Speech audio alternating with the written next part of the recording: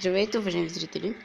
Днес съм решил да поиграя пак отново около Modern Combat 5 и този път, като обещахме миналия път, ще играем с този пичага, който изиграх преди да започне писане някакви игри. Всъщност този пич е много готин, бих се случай. Да надявам дали тук нямам нещо.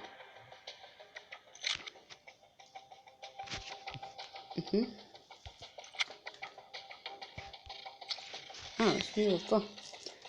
Добре, значи това може да го отключа. Готино е, но това е тир. Това е тир 3 и е доста по-готино. Костюми за ето съм сигурен да не чакате. Също ако се чудите, тези се печелят и аз не знаех изобщо, че имам. Така, това е на Слендермен.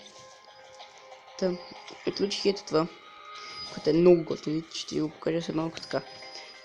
Сега също знаете, скоро ще има епизоди на синглплеер.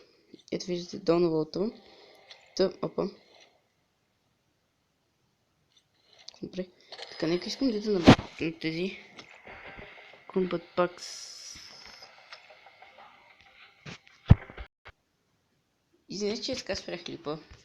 Нещо реконекнах и спрях клипа. Тук си вправя. Така. Да се направо пускам мултиплеера. Когато ни тръгне. Надявам се да го изтърпите. И ето, тръгва. Така.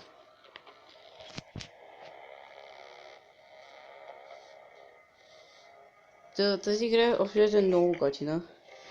Надявам се някой да иска да играем. Ще е тук. Иска да се бия за това. Не мога. Тук мога ми.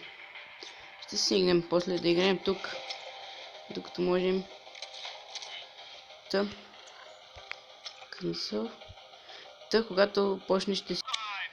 Така, започваме. Ще си го сложа. Така, това е главното оръжие на шефове, се точно да го заколим. Станал съм по-добър. Искам сега да се използвам.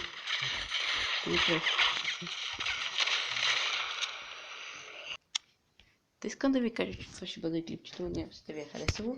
Ще се върнем другия път към работа и това всичко.